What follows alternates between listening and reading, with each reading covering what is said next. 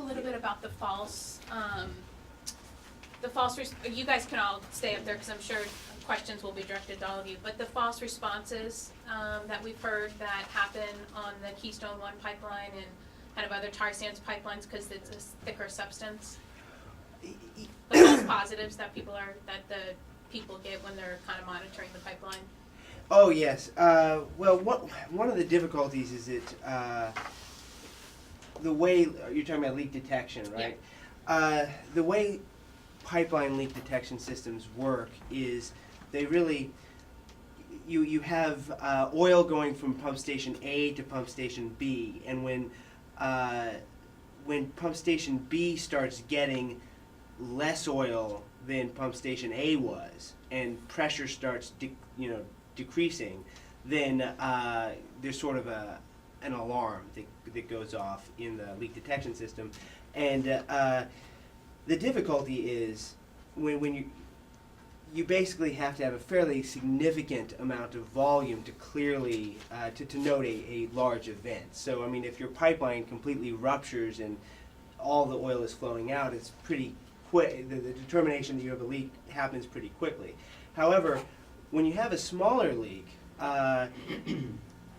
you may just have a slight pressure decrease or decline in pressure, and it's hard to tell the difference between that and just fluid interactions that happen within the pipeline. And one of the difficulties with diluted bitumen that has been found is that it actually is somewhat more unstable because you have the light volatile chemicals there with the heavy stuff, and you can have the gas go from liquid, or I mean the natural gas liquids go from liquid to gas within the pipeline. All of this creates pressure variations that can be mistaken for a leak. And what this kind of, the bottom line here goes down to is on Keystone XL, that pipeline will be able to detect leaks greater than 2% of its pipeline capacity, according to TransCanada in the documents it provided state. Now, taking them at their word, that means that their leak detection system will not be able to detect leaks less than 2% of their pipeline volume.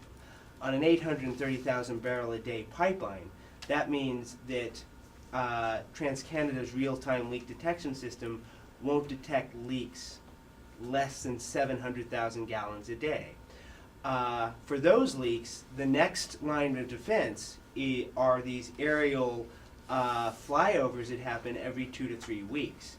Now, obviously, if you're detecting a leak from a flyover that happens in intervals of up to 3 weeks, by the time you've seen the leak, you've got a incredibly significant problem, particularly when you're looking at in the Sandhill area. So a key issue here is that when even TransCanada suspects that their pipeline, or has basically said pipelines leak, this one will leak. There's been many indications that their projections or their estimates of how many times it's going to leak are way too low to be reasonable. But all of that said, we all agree that this pipeline is going to leak.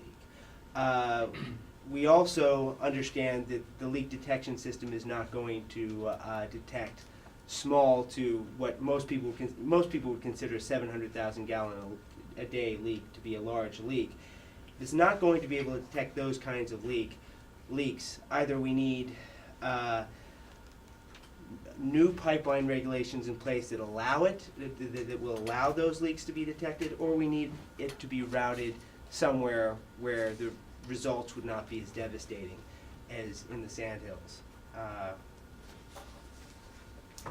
think Paul and Art both had their hands up. You gentlemen, Mr. Matthews, you indicated you're on the emergency response team up there. And with Bob. Fire department. Fire department. So do you have any kind of plan whatsoever for what you would do? Did you do anything this past time as the fire department? Well, First question was what kind of planning was given to our fire department. TransCanada came to our monthly firemen's meeting to give us what we deemed a training session, which amounted to, they gave us a brochure and just said, guys, we will take care of it. If there's a leak, we literally probably want you in traffic control only. And I think that's something for the public to understand, is that your least volunteer fire departments our size don't have that kind of equipment, don't have that kind of training. In fact, I think Bob went down to the pumping plant after he called it in, and you remarked how strong the smell was.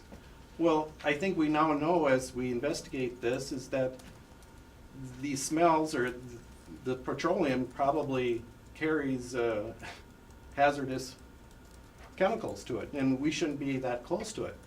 But we really don't have that kind of training. I think what we're probably ultimately going to do would look through binoculars and call the 1-800 number, as Bob did with the training. He did exactly what Keystone told us to do. And one more remark I would say about the emergency response plan. I think most of you, if your house is on fire, you'd call 911 and expect immediate response. I just don't quite understand that we'll send somebody down and it may take an hour. And at that time, that person will make a determination of what kind of equipment's needed. I just, to me, that equates that we would send your house is on fire, we'll send our fire chief out there, he'll decide whether to call the rest of us with our equipment. I think that's an important distinction. 2 days ago, I was visited by a TransCanada personnel. They were working on the pumping station nearby there, and he came and I questioned him about the response, about the cleanup crews being so far away and everything. And he basically came he thought I was talking about our emergency response as a local department. And the first thing he said was, we don't want you doing anything, keep the traffic away. That's what they expect of us. And quite frankly, that's probably all I wanted. If there's oil, when I got there that morning, I was there for maybe 2 minutes just looking around, and it took the breath away. I could feel my chest tightening, but it was very still that morning too. I mean, everything, the vapors and odors were just hanging there too. So How big a department are you? about 12 members. And how many of us under 60? Count them on one hand. Yeah. Can you describe what it smelled like, but also I'd like to get a little more information about, you said most of it was contained by the berms they built. I mean, how much got outside? What kind of land was that? Was that private land or was that TransCanada land? And what's your feeling about how well it was cleaned up? Private land. They've they piled. The roads were too wet at that time to haul. They hauled the oil out over the roads and didn't do the roads any more good. But before they wanted to haul that contaminated dirt out, they wanted the roads to get improved, so they piled it. And I believe they estimated that in that pile of dirt there was 100 barrels of oil in that dirt. That was off the private land? Private land, and I'm sure some of that dirt was, this pumping station is built way up in the air. I mean, they raised it 10 feet, above the ground level. So some of that was the pumping station area too, but the area around it, is that marshy? Is it dry land? it is this year. Was it then, or? In May, yes it was. And how well was it cleaned up, would you say? Is it all gone? Is there something still there? I'm not a professional to know whether it's been cleaned up. On the private land, it makes me a little concerned that they use the skimmers to take off lightly coated slough water. But, realizing what happened at Kalamazoo, there probably is content in there that probably would have sank too. You know, we don't stay down at this pumping station like the Sand Hills. This is in a remote area of our county. They were very fortunate. Bob was there, very fortunate. Because I think this would fall underneath the 1.5% of detection.